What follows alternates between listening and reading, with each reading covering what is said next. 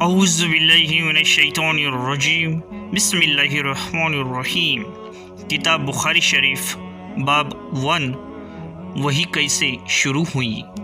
حدیث نمبر 1 حضرت عمر بن خطاب رضی اللہ عنہ سے روایت ہے، بیان کرتے ہیں کہ میں نے جناب مصطفیٰ صلی اللہ علیہ وسلم سے سنا، آپ فرماتے تھے ثواب کے تمام کام نیتوں پر ٹکے ہیں اور ہر آدمی کو اس کی نیت ہی کے مطابق پھل ملے گا۔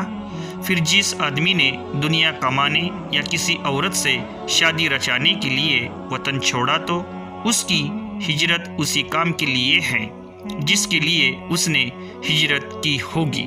فائدے: امام بخاری نے اس حدیث کو شروع کتاب میں اس لیے بیان کیا ہے کہ اس کتاب کے لکھنے میں صرف اللہ تعالیٰ کی رضا مقصود ہے، نیز وحی کے ذریعے شریعت کے احکام بیان کیے جاتے ہیں اور شرعی احکام کی بنیاد صاف نیت ہے۔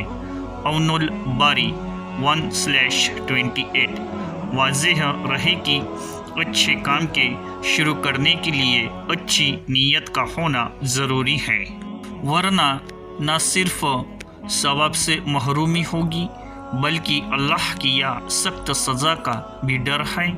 اور جو اعمال خالص دل سے متعلق ہے، مثلا ڈر و امید وغیرہ، ان میں نیت کی کوئی ضرورت نہیں۔ نیز نبی کریم صلی اللہ علیہ وسلم کی طرف نزول وحی کا سبب آپ کا اخلاص نیت ہی ہے۔ حدیث نمبر 2 حضرت عائشہ رضی اللہ عنہا سے روایت ہے کہ حارث بن ہشام رضی اللہ عنہ نے جناب مصطفیٰ صلی اللہ علیہ وسلم سے پوچھا، اے اللہ کے رسول صلی اللہ علیہ وسلم، آپ پر وحی کیسے آتی ہیں؟ تو جناب مصطفیٰ صلی اللہ علیہ وسلم نے ارشاد فرمایا، کبھی تو وحی آنے کی حالت گھنٹی کی ٹن ٹن کی طرح ہوتی ہے اور یہ حالت مجھ پر بہت بھاری گزرتی ہے۔ پھر جب فرشتے کا پیغام مجھے یاد ہو جاتا ہے تو یہ بند ہو جاتی ہے، اور کبھی فرشتہ انسانی شکل میں میرے پاس آ کر مجھ سے بات کرتا ہے اور جو کچھ وہ کہتا ہے میں اسے محفوظ یاد کر لیتا ہوں۔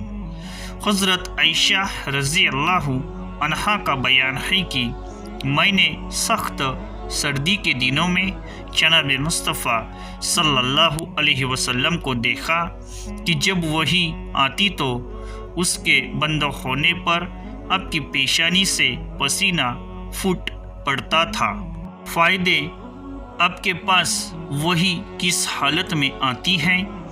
اس سوال میں 3 چیزیں آتی ہیں۔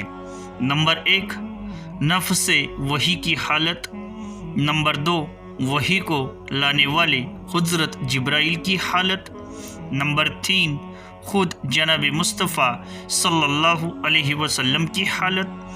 جواب میں ان تینوں چیزوں کی وضاحت ہے۔ حدیث میں وحی کی 2 صورتوں کو بیان کیا گیا ہے جو عام طور پر آپ کو پیش آتی تھی۔